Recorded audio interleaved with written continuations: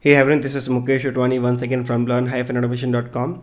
Today in this video, we are going to talk about what exactly is arbitrary argument and what is arbitrary keyword argument. What is the difference between star args and what is the difference between double star kwargs. We'll see in this detail one by one.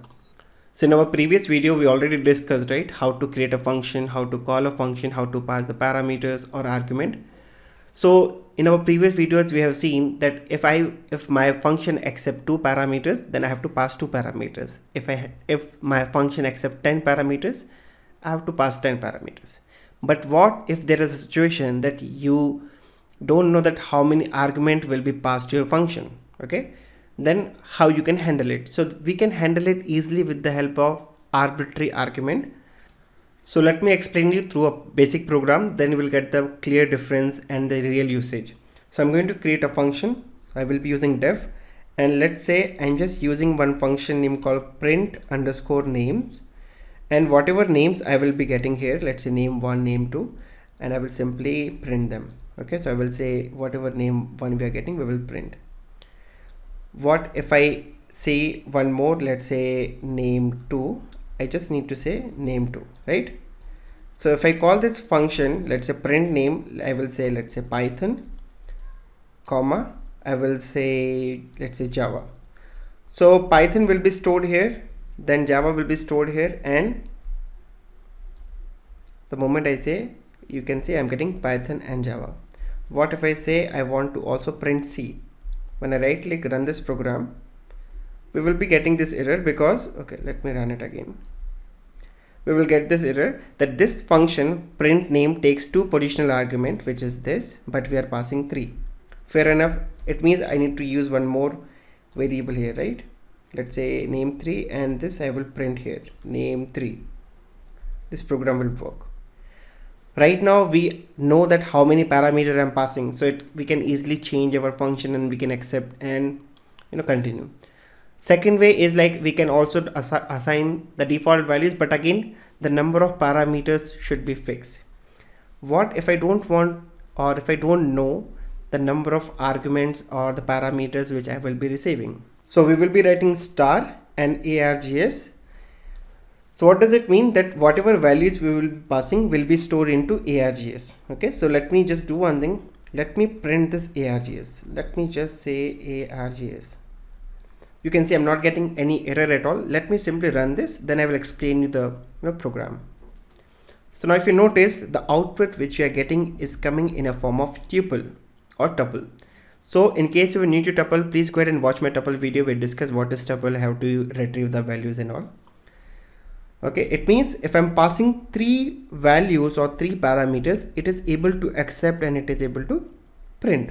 What if I pass 2 more values? Let's say I'm printing JavaScript this time, and let me also print Ruby. Will it work? Yes. So just run this, and you can see it is taking all the 5 values. So it's kind of dynamic, that depends how many values you're passing. It will be stored into args and we are able to use it. So the first point that you need to remember, that args will receive value as a tuple. So you can see we got this value as tuple. So we also know how to retrieve the value from tuple, right? So if I say print args, let's say 1, I will simply comment this. Let's do not comment, let's simply run it. So you can see this is our tuple, right? And we know tuple also works in indexes. It's a 0, 1, 2, 3, 4, right? So if I say args 1, it means I am only asking for Java, and we got Java. What if I say args 3, which is 0, 1, 2, 3? It should give me JavaScript this time, right? So if I say 4, I will get Ruby, but if I say 6 or any other index which does not exist, definitely you are going to get index error that we used to get with tuples, right? Which is acceptable. So one thing is clear, that we can pass a number of argument with the help of arbitrary arguments. So is it mandatory that I should only use args? No, it is just a variable. You can write Mukesh as well. Okay, so in that case you can access this tuple with the help of Mukesh. So all this value will be stored into Mukesh. This will receive all the values as a tuple, and then we can access the tuple. But as a standard, we follow args, which simply, or I will say the shortcut of arbitrary argument. Okay. So when you open the Python documentation, or when you open a standard function which is created by standard developers, they will be using args. I hope it is clear now. Let me show you one internal, or I will say inbuilt function in Python, which is called length.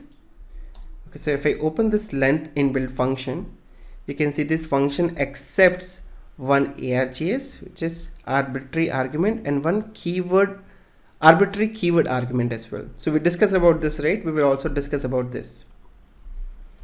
What if I want to retrieve all the values from this tuple? Yes, can we do that? Definitely we can do that. So one way is this: I can print the complete tuple, I can get the specific value. What if I simply want to run a for loop with this tuple? So I will say for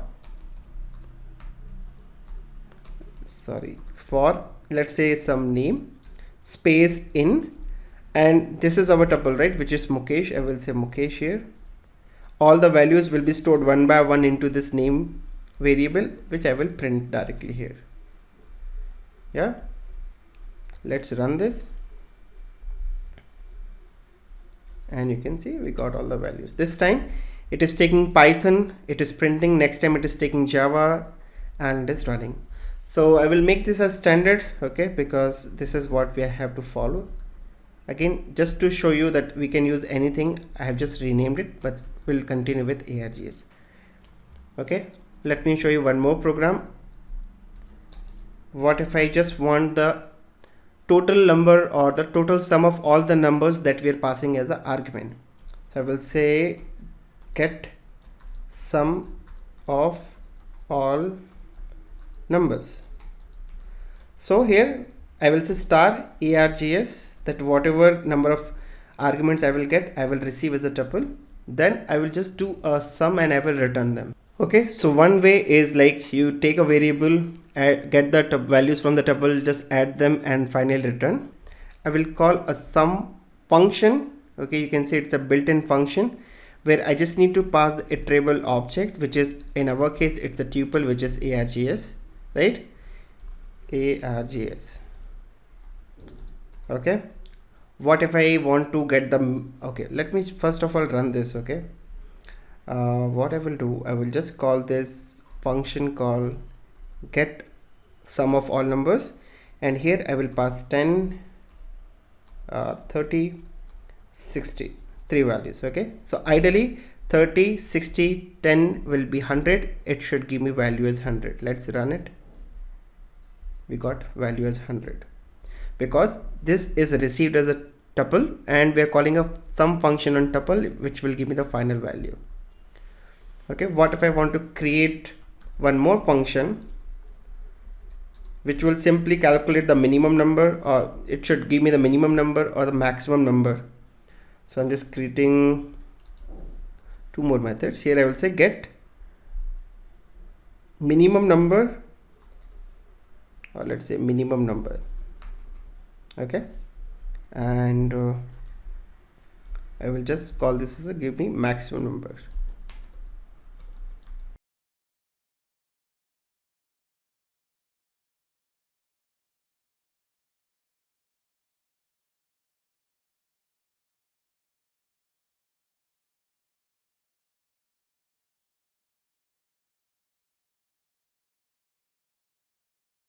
Okay, so we haven't called this, so let me call this again. I will say get maximum number. I will say 98, 78, 1228. Okay, so what it will give out of all this argument that I'm passing, it will give me the maximum number, which should be 90, right, ideally.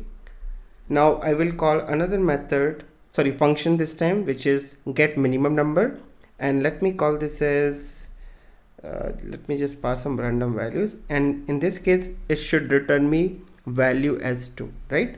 Let's run. So you can see we got 100, which is the sum. Then I call the max number, so it is giving me the maximum is 90, and when I call get minimum, it is giving me 2. So it means we can receive these values in a form of tuple, and we can do the calculation or whatever required operation you have to do based on your requirement. Very interesting. You will use multiple times once you move ahead. Let me create another example for arbitrary keyword argument. For example, let me create a function using def, and let me call this function name as again print names. Okay, and let me use underscore names and parenthesis colon, and here in this I will be taking arbitrary keyword argument. So here we need to use 2 asterisk, okay, or 2 star, and now you can give any name. So let me use the standard name, which is kwargs, but again, as we discussed, you can use any name, but this is the standard which we use, keyword arbitrary keyword arguments. Now whatever values we will be getting, let me simply print here. Now let me call this function. I will say print names, and this time I need to pass keyword arguments. Okay, so let's say I want to pass keyword argument as my name, which is, let's say, Mukesh. Okay, then you need to give comma. Then I will give, let's say, my address. Let's say address, I will put Bangalore. Then finally I want to, let's say, enter my phone number. I will say phone number, and I will give some value, and let's say the final thing called PAN card. Let's stick to 3. The moment I right click and run this program, just notice the output. All these keyword argument have received with arbitrary keyword arguments. Now one thing which you have to notice is this is coming in a form of dictionary. Okay, so the complete values that we have passed, it's getting received as a dictionary. Now it's up to you, how do you want to retrieve the value from this dictionary. Okay, let's say this is a dictionary, right, which is kwargs. I simply want the address. How can I get the address? I will simply say kwargs, in the brackets I will only say I'm looking for address. So this is how do we traverse the dictionary, right? We already discussed this in our previous videos. So I'm getting this as a dictionary. From the dictionary I'm looking for address, and you can see we got Bangalore. Since we were printing this as well, it is printing the complete dictionary. But if I simply comment it out and I will only say I'm looking for address, we got Bangalore. What if I need phone number? I will simply go ahead and change this to phone. Perfect. So this is the difference. When you go with normal arbitrary argument, you can pass the values and it will be received as a tuple. But when you go with arbitrary keyword argument, it will be receiving, or it will receive as a dictionary, and then it's up to you, how do you want to traverse this dictionary.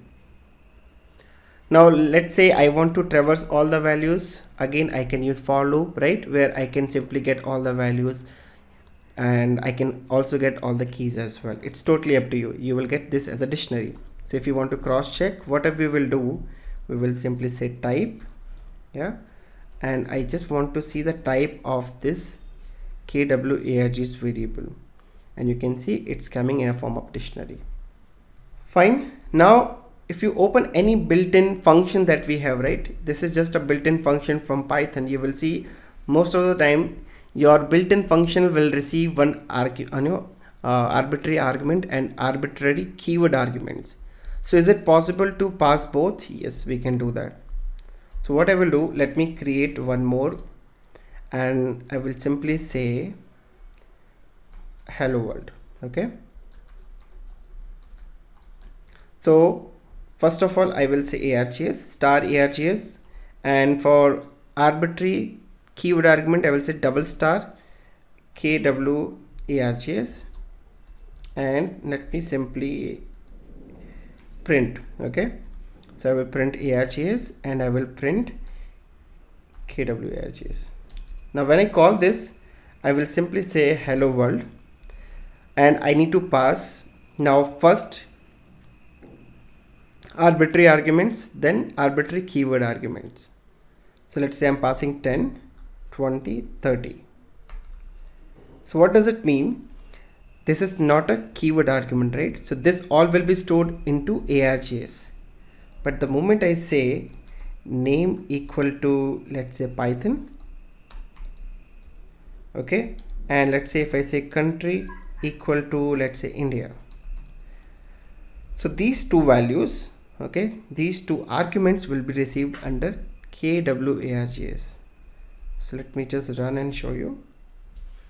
Can you see this? This value, which is args, which is 10, 20, 30, is coming here, and remaining two things, which is name and country, is coming under kwargs. I hope it is clear now. It is just you need to pass multiple values, and based on your values, this will receive as a tuple and this will receive as a dictionary. I hope it is clear now. One last thing I want to show you. Is this possible that I can take one more, argument here called name? Then how it will behave? Okay, just run this program. Okay, and you can see, okay, this is a silly mistake I have done. I will say I will use some different variable. Okay, f name. Now, if you observe the output,